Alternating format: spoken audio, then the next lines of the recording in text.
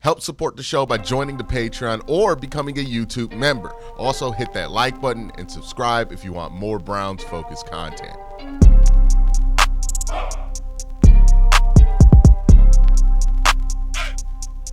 We've talked a lot about quarterback. We've talked about what the best case scenario is for these quarterbacks, worst case scenarios. But let's talk about ideal draft value for these quarterbacks. Like if you got this player available at this specific spot at the quarterback position, what is your I can't say no to this price for that quarterback? Let's talk about it. I'm going to go through every quarterback that I think will be likely drafted, or at least I think looks like a draftable prospect in this year's draft, and we'll start from worst and then end at the best. So let's start here with Quinn Ewers.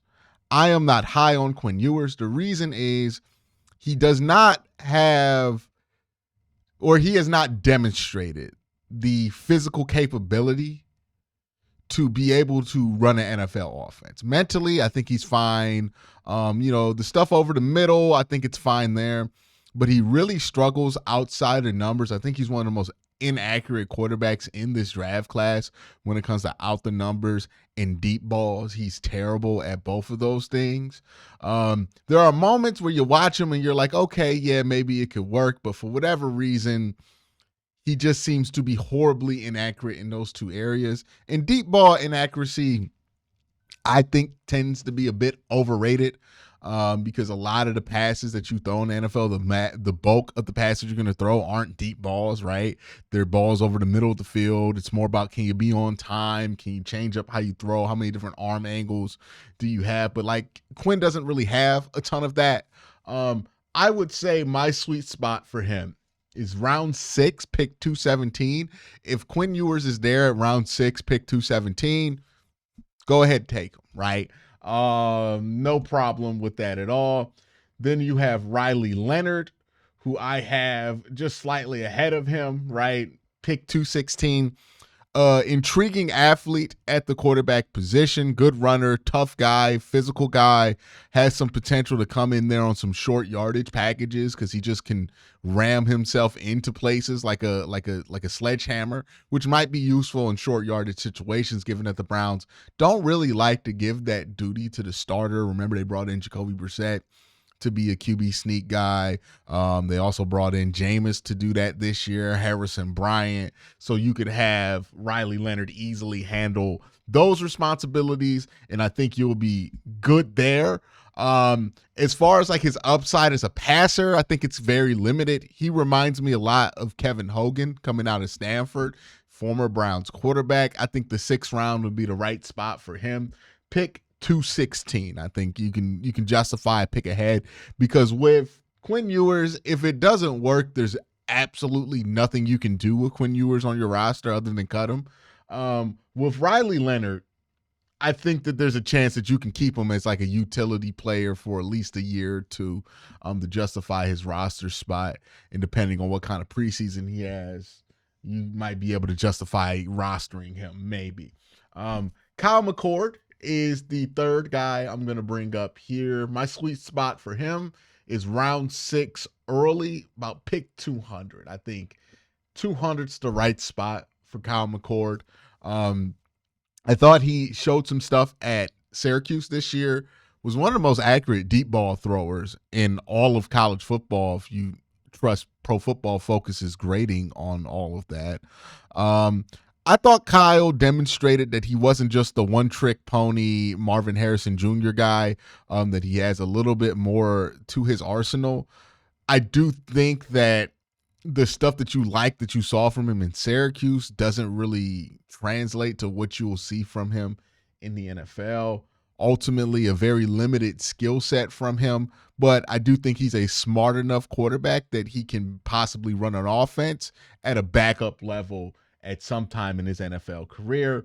Mac Brosmer, I got to learn his name because I do like him a little bit.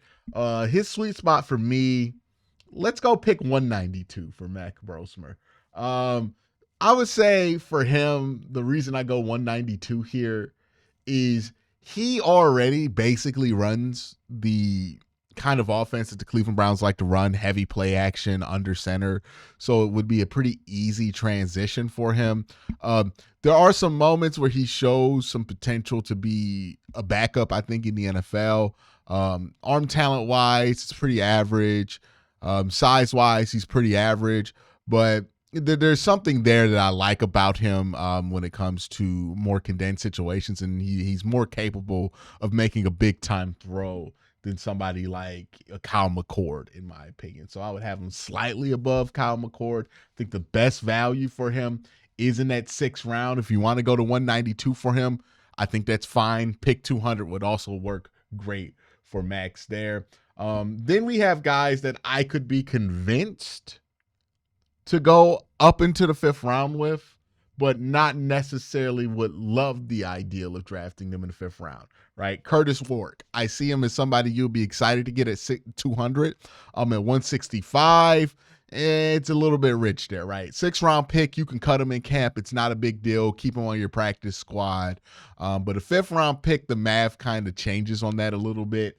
Not enough to make me not draft Curtis Warwick, but enough to make me be a little bit more hesitant to do it. So 200 would be the sweet spot for him. Showed a lot. He's super old, right? Coming off an ACL tear for a prospect. I believe he's like 25, which means I don't think he's going to see the NFL field until he's 26.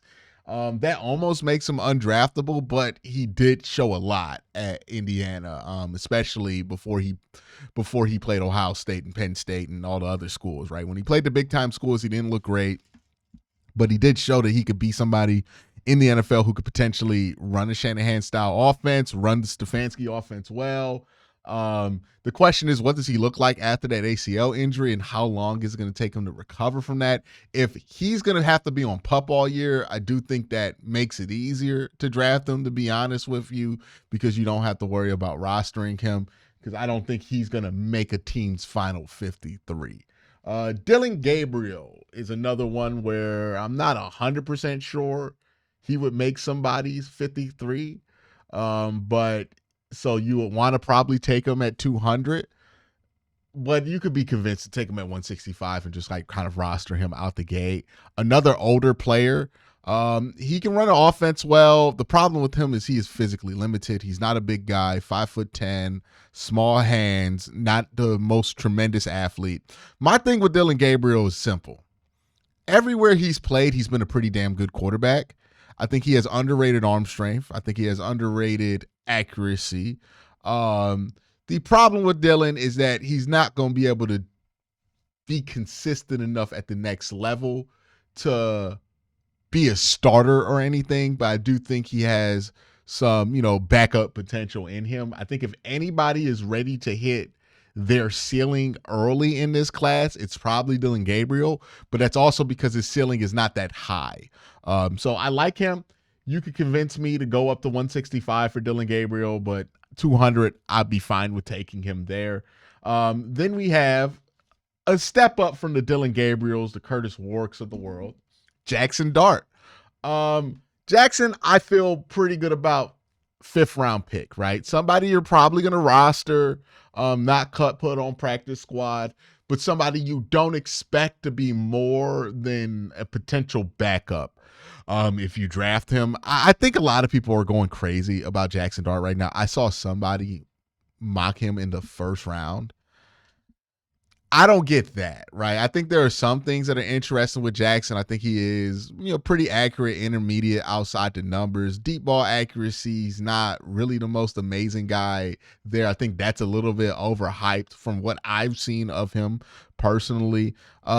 Pocket presence stuff, I don't think is amazing from him either. So I think there's an adjustment there. I'm looking forward to getting a better look at him as this process goes on. But as of right now, I think he's a 5th round pick. Now, if he goes earlier than that, cool. That's too rich for my blood. But if he's sitting there at 165, then yeah, I would be fine with taking Jackson Dart there at 165. I think there's enough there to think, hey, maybe this guy could be like a super low tier starter eventually if you develop him well enough. And his floor could be a backup, right? Like I think there's some potential there, but I don't think it's super likely that he hits that starter ceiling that he might have. Will Howard is another one that I would put above Jackson Dart, right? If you're asking me outside of the main three guys we've talked about at the quarterback position, who would be my fourth guy, I'm going Will Howard here. I've seen enough in the playoffs. I've seen enough on film. He's a very accurate passer. He is somebody who I think is good at being on time. I think he's a really heady player, really smart player. The problem with Will Howard in projecting him any higher, and look, my range for him is this. If you get him at 165, cool. I'm pretty happy with that. But I would be willing for Will Howard to take him at 102 if it came down to it, right? If more than just me felt good about it, 102, okay, we could do Will Howard at 102. Sweet spot for him is at 165, but I'm willing to go to 102 for him, which is a fourth-round pick, or early fourth-round pick. It'd be early for him, but I think it'd be pretty fine. I think he's going to definitely be rosterable in the NFL because he's a smart enough player and a accurate enough passer, especially in short and intermediate situations over the field, that he's going to be able to not embarrass you if he goes and plays in the NFL game. Which the biggest issue with Will Howard is that he doesn't have a very strong arm. He doesn't drive the ball well. Now, he does a good job of getting distance on the ball. He really does a really good job of getting like a nice little pretty arc on the ball, getting plenty of air on it. But if you're watching the ball, it's not really traveling that fast, and it doesn't travel direct to where it needs to be sometimes. And that's why he could be prone to throwing some pick sixes, especially when he's throwing field side outs.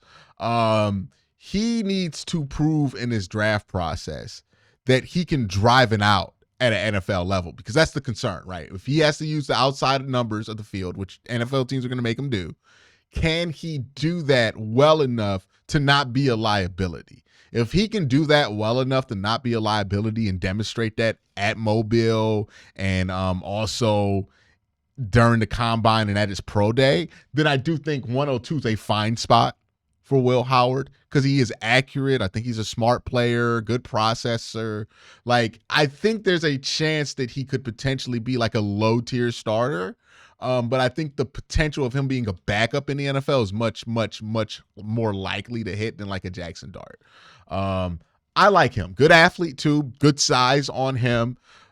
Throws a really pretty football. Can layer it. Can be accurate. The question is, when he needs to drive a football, which you're going to have to do in the pros, right? Like in college, he gets away with not having to drive a football a ton. He can just layer it. They're not going to be fast enough to get there. It's not going to be a problem for him, right? In the NFL, where these athletes are way, way faster than they are in college, that's going to become a problem for him, right?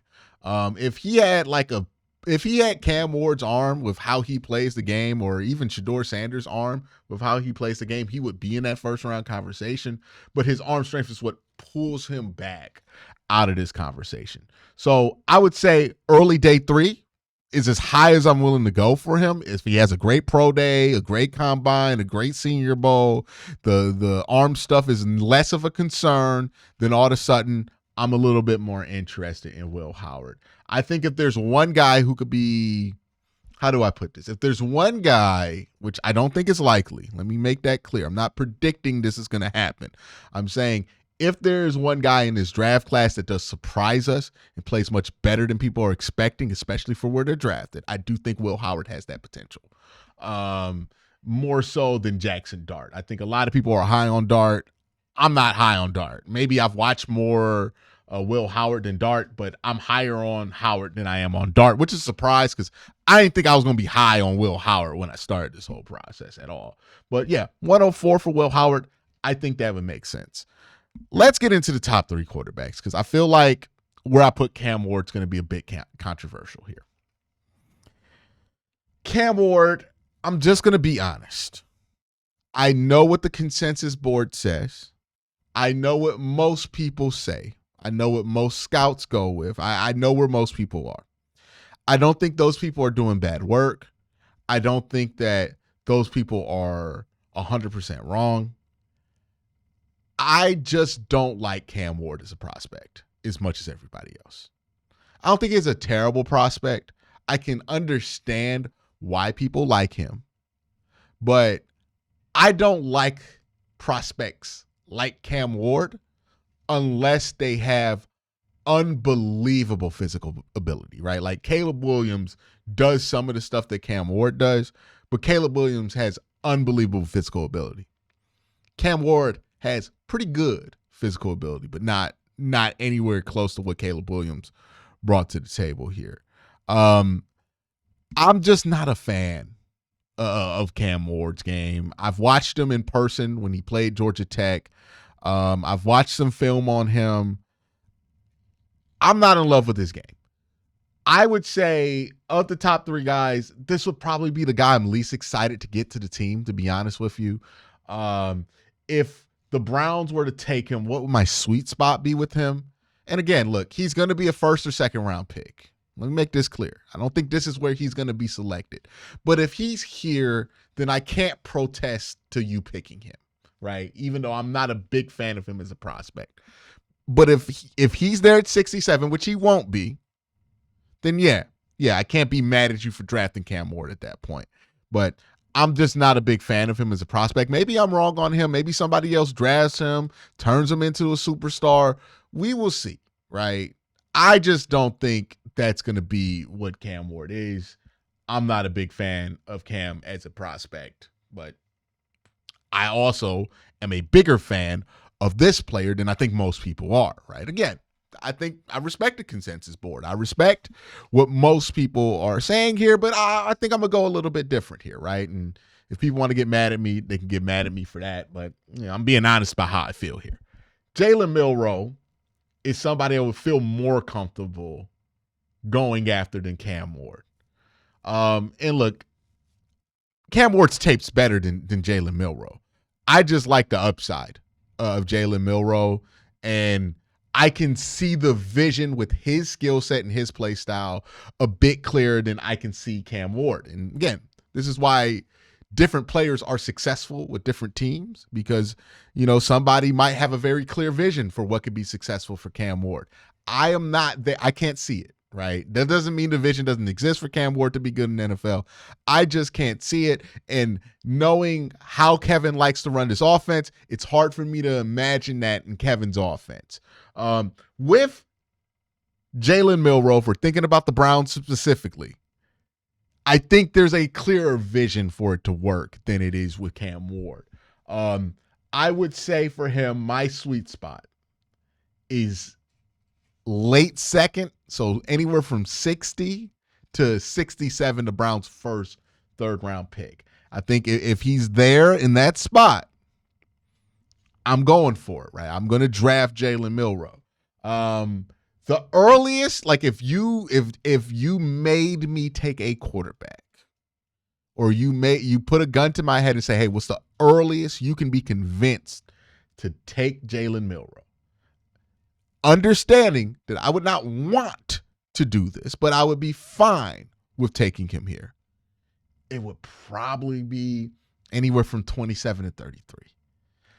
I don't think the Browns should do that. But if they are convinced that that's the favorite quarterback on the board, right? That's the range that makes sense for him. The reason I think that Jalen Milroe ends up being this polarizing figure in this draft class is it's very easy for somebody to watch a couple of games of Jalen Milroe or to watch Jalen Milroe's highlight tape and say to themselves, oh, that's Lamar Jackson. His ceiling is Lamar Jackson. And then you hear people talk about how he can't throw. You hear people talk about how at earliest you take him late first round, and you think to yourself, oh, this is the same thing that's happened to Lamar Jackson. But it's not. Jalen Milroe, Lamar Jackson, two different worlds of prospects. Remember, Lamar Jackson was one of the more successful college quarterbacks of his era. He was a Heisman Trophy winner and a Heisman Trophy finalist his last 2 years of college. Jalen Milroe was not either of those. He wasn't a finalist. He wasn't a winner. He might have been a finalist his junior year, but he definitely wasn't a winner. So Jalen is not in his play style. Another thing with Jalen Milroe, the play style for him and what I think he needs to do in the NFL to be successful, it doesn't look like Lamar Jackson. It looks more like Jalen Hurts than anything, but I think it's going to even look a little bit different, a little bit more gimmicky than Jalen Hurts, right? I think it's going to involve a lot of heavy play action, a lot of just getting him to have these set patterns with his feet so he can be set, a lot of getting him in position, right, to throw the ball properly. I think there's going to be a lot of that, especially early on with Jalen Milroe. My comp isn't Jalen Hurts or Lamar Jackson with him. I think his upside is Colin Kaepernick, right? A stiff thrower of the football, somebody who doesn't really layer the ball well, but can make a lot of different throws because he can just arm it, right? He just has that brute arm strength. It's not going to look the prettiest coming off of his arm. And when it comes to his ability as a runner, he's not a super zigzaggy guy, right? Lamar Jackson, he is spectacular because his start and stop and acceleration is incredible. Jalen Milroe has pretty good start-stop, but the thing that's incredible about Jalen Milroe, similar to Colin Kaepernick, is his top speed, right? Colin Kaepernick could get to that super fast top speed. For a guy that big, he's unstoppable to tackle, right? Jalen Milroe is a similar kind of idea. Think of him as a runner, similar to how you would think of Derrick Henry, right? The top speed is what you're after. Yes, he has some wiggle. Yes, he can move left to right. Not saying that that's not there, but he's not Lamar Jackson with his ability to wiggle. He's not Lamar Jackson as a passer. Some people go to Anthony Richardson, but Anthony Richardson is a much more flexible thrower of the football, right? Like, he might be more accomplished statistically as a passer than Anthony Richardson was in college.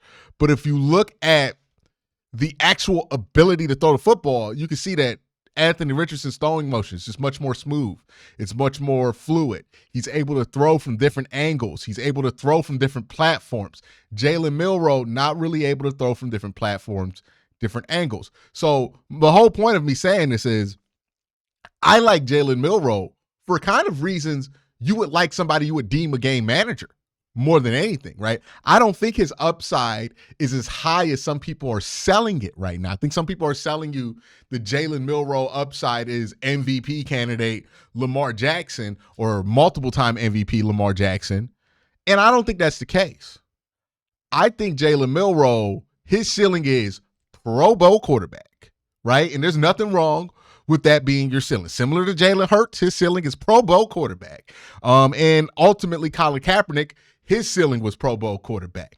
So that's what I think Jalen is. The reason I like the ideal and can stomach the idea more of drafting Jalen Milroe in the first round than I can with Cam Ward is based on two things. One, I think Jalen Milroe's floor is actually much higher than people assume it is. I think people are going to be surprised by how high his floor is for a couple of reasons. Two, the Browns are uniquely in a place that if they like Jalen Milroe, they could be a good place for Jalen Milroe as long as they show some restraint.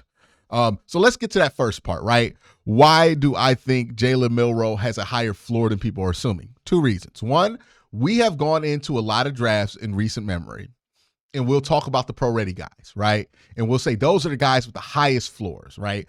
Somebody who does exactly what we see done in the NFL. Will Levis, he has a high floor. Kenny Pickett, high floor guy. Bryce Young, high floor guy. But what we have seen is that those guys enter the league and they play the worst out of anybody. The guys who have the high floors in the NFL are the guys who are supremely talented at something.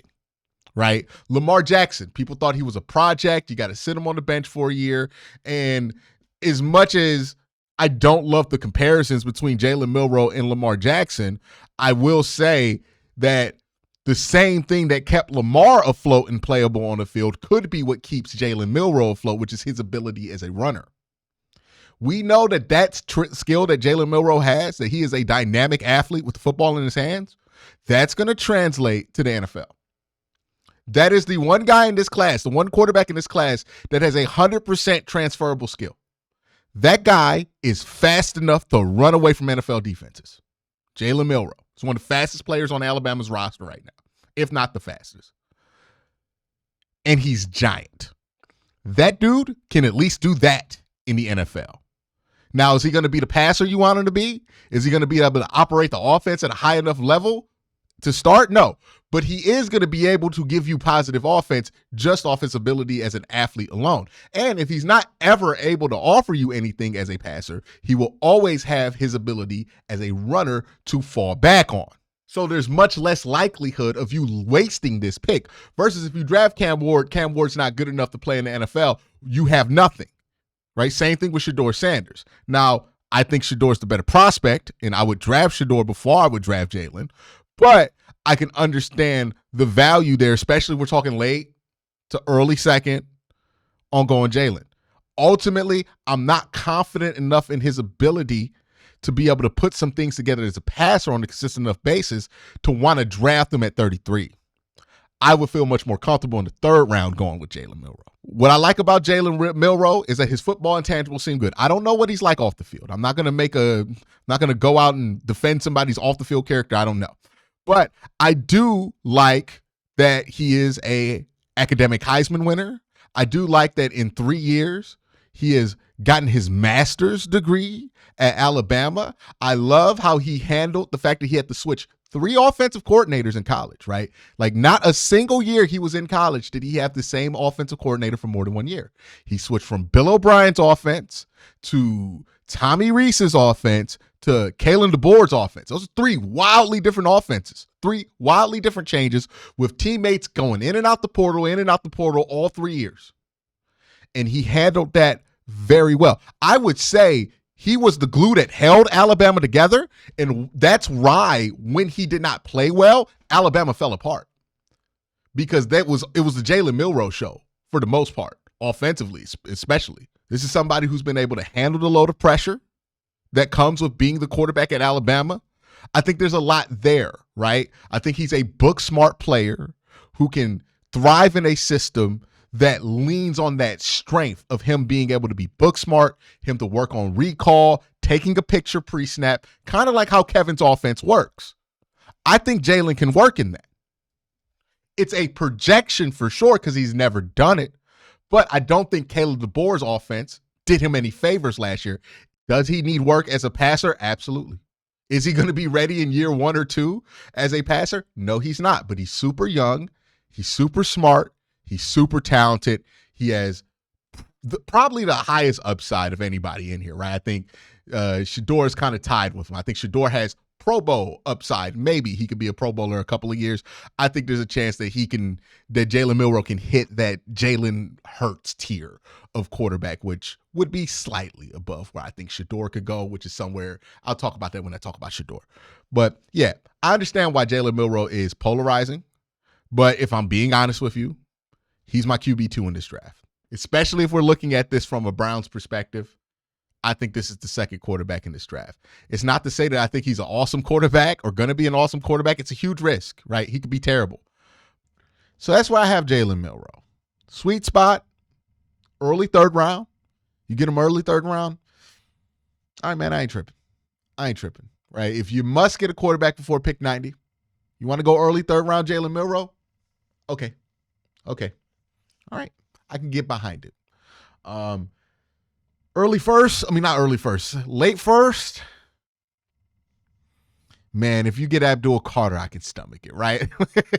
If you get Abdul Carter at number 2, all right, man, I'll eat my vegetables, right? I'll get Jalen Milroe, at whatever, right? As long as I get Abdul Carter at 2.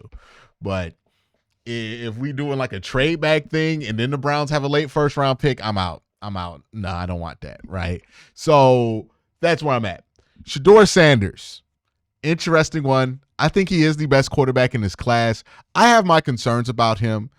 I think I'm as low on him as anybody who thinks he's the best quarterback in this class is on the internet. It feels like it, right? Because the way I talk about Shedeur, you would think that I'm a Cam Ward number 1 guy, but I'm not a fan of Cam either.